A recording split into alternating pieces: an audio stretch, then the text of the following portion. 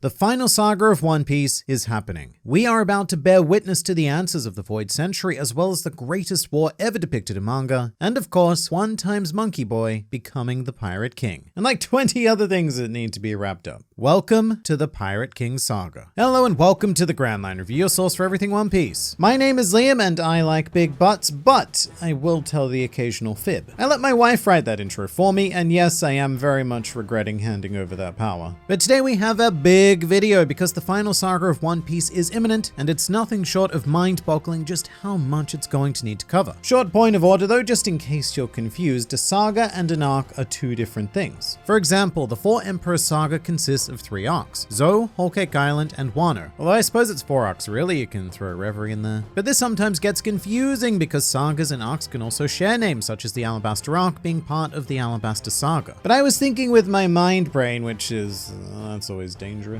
But the more I think about this final saga, the more absolutely impossible it becomes to comprehend, because there are currently enough moving parts in One Piece to keep an average story going for decades. Just as Coco Sniffless and, oh no, Quisere Noobs?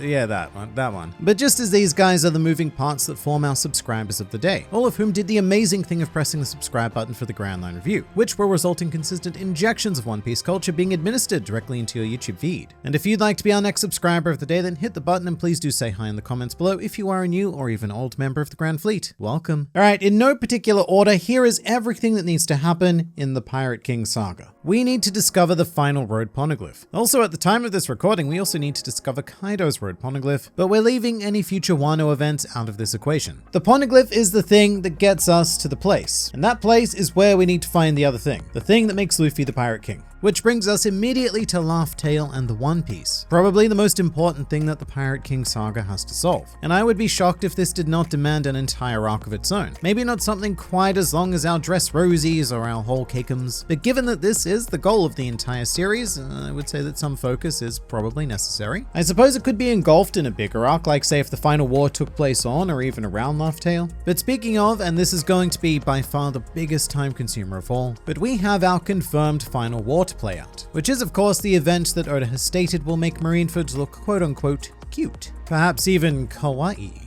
And Marineford on its own was 31 chapters long, which is almost an entire year of One Piece. The series publishes around 37 to 39 chapters yearly, but I feel like we can draw a much more accurate estimate from the raid on Onigashima. That conflict is currently just over twice the length of Marineford, and when it comes to the final war, we are going to have even more moving parts to deal with than we do on Wano. It's terrifying to think about, but this one event could realistically take 2 to 3 years on its own to complete, which isn't something I would have thought possible prior to Wano. But even if Oda really wanted to speedrun this, there is such a critical mass of characters and story to deal with that will require time, and even more time. That's right, 3 times time is what we will need. Because ignoring our main characters for a second, the world government itself is a massive entity to deal with. We still need to unravel all of the mystery surrounding Eam, the 5 Elder Stars, perhaps even the world nobles in general, with stuff like whatever they did to King's Race on the Red Line. Throw God Valley in there as well, that seems fairly important to address. And with the Marines, we have some big time conflict. Sakazuki is probably second only to Blackbeard in terms of major series antagonists, and he will demand more of that stuff that we were talking about. You know, the time stuff. Fujitora also has his own story left to play out, which seems more protagonistic in nature, but then we also have that third admiral that we have yet to even begin exploring. And Ryukugi will need at least a Kizaru level of flashing out. Flashing? I meant to say fleshing, but I had Kizaru on the mind, and so that just made it flashing. But really, if there is any character in the series who is going to have justice done to them, then it is Sakazuki. And justice requires time. Cypher Paul also exist. It's hard to determine how relevant they'll be going forward, but CP0 and Sword have a clear something to be settled, which even if that isn't a primary focus, it still needs to turn into drawings put on pages. And every panel featuring the subplot extends our Pirate King saga even further. And Vegapunk, Vegapunk! Forget Ryokugyu, this is the man that we've been waiting for. The key to every scientific mystery in the series, which includes our main curiosity of devil fruits in general. How many chapters do you think we would spend on Vegapunk Vegapunk with everything he has to say. Because even if it's only 3, that is still like a whole month of chapters. And that's a lot of time for one dude. And that's just one, there's lots of dudes to cover, so many. Like say Edward Weevil, he's what happens when you're 10 years old and you want to cosplay Whitebeard for Halloween, but this is the best costume your loving yet ultimately unskilled parents could make. But Weevil has serious unfinished business with a whole ton of characters in this world, like White Daddy, Blackbeard, and even Blue Bird. Weevil has a whole color spectrum to cover, which once again demands time. And Weevil isn't the only stacked warlord who skips leg day that we need to deal with. Bartholomew Kumar still happens to exist as something of a mystery nexus between the world of piracy, the world government, and the revolutionaries. A tragic tale involving the Sorbet Kingdom and Jewelry Bonnie is set up to play out, which we will need to cram in somewhere, and in terms of length, that's like at least 2 chapters, but the standard flashback is more like 4 to 6. So that one event is potentially 2 whole months for us. And we haven't even touched on the Revolutionary Army yet, because speaking of flashbacks, I would be shocked if Dragon didn't receive his own chunk of story, if only to provide more context to Luffy. But they're also going to have a much bigger purpose and a full entourage of characters to kick into gear against the world government. At the very least, you have the 4 commanders, you have the Koala, the Sabo, the Ivankov to sprinkle in here and there. Although in the case of Sabo in particular, significantly more. He is the brother of Luffy, so you'd best believe that this here boy is going to have quite a bit of time and space thrown his way. Also, random character now, Mad Monker Rouge. He is the final member of the worst generation that really has yet to be explored. I mean, yeah, there's also Bonnie, but we do have hints about her, whereas Rouge is a complete wild card at the moment. He could have strong relevance in a lore or beige style role, or alternatively, he could end up being a Hawkins and somewhat sidelined. If Hawkins was on a football team, he would be a reserve. The kind of character who, even when they do rarely get out and play, just makes you think, yeah, that's nice, but I wanted to see the real players. But even then, Hawkins took up a lot of time serving that kind of tertiary role. And all of those kind of characters pretty seriously add up, which is one of the main reasons why Wano has taken so long. And Wano has a mere fraction of the characters that the Pirate King saga will need to deal with. There's a lot of Marines I forgot about earlier, like say Kobe for example, and Smoker for another. We need to see Smoker lose a fight at least one more time before the series ends, but we also have an ex-Marine to explore in the form of Kuzan. Why did he join Blackbeard? Why did he grow a beard? And where did he get that penguin? Really want to know about the penguin. In more of a relevant discussion though, Blackbeard is a huge factor. Not just in terms of his own personal width, but also narrative relevance. This big bad series hairy man is going to demand his fair share of panel time, as well as his entire extended crew in a series of fights. And think of it this way, even if every member of the Blackbeard Pirates is beaten in a single focused chapter, which probably won't happen, but even if it did, that is still 9 chapters just dealing with Blackbeard's Titanic captains, also known as 3 whole months of publication time. I've briefly touched on this before, but Rox is also going to need some exploration as well. He is far too big of a curiosity to leave with what we know now, especially since he seems to be inherently connected to Blackbeard in some way. Or at the very least, Blackbeard is a clear Rox fanboy, the Bartholomew of the dark, pirate, terrorist-y world. And shifting to a completely different direction now, there is also Elbaf. Regardless of how long this potential arc will be, or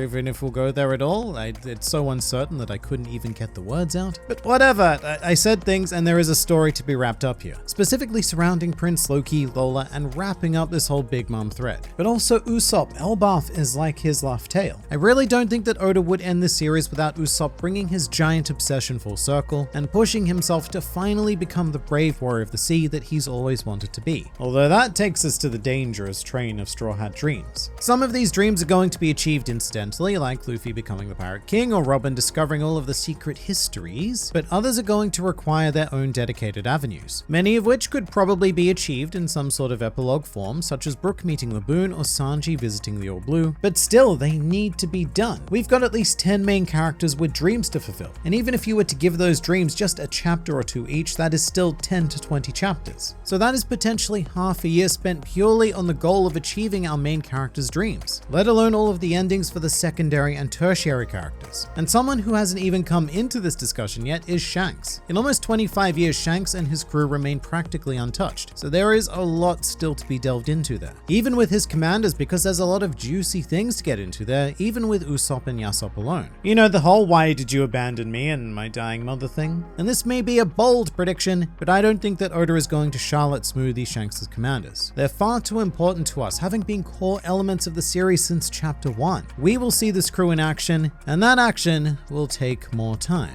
And as for other character collectives, there is also the Grand Fleet. Whatever their actions are will likely be intrinsically linked and integrated into some sort of greater story, but it's one of those things where you can see just how easily bloated certain chapters can become, just due to the fact that there are 7 core members of the Grand Fleet who will each require time and space on pages. Even if it's not much, it all adds up. And that's before you even consider the potential of characters like Bellamy or even all of the secondary Colosseum fighters who are bound to pop up. Not likely in any relevant role, but they are still going to be drawn on pages, and drawings on pages take time. Have I even mentioned the Void Century yet? I don't think so. There is a colossal flashback in the works to explain all of the everything. The Joy Boys, the ancient weapons, the Great Kingdom, the war, again, the everything, which may be able to conclude in your standard 4 to 6 chapter flashback. However, since it forms the crux of the series as we know it, we could also be in for a more Kozuki Oden length flashback, which was about 16 chapters long. Pretty crazy in retrospect because we spent almost half a year just in that flashback. And the Void Century stuff has the potential to be very similar, perhaps even longer.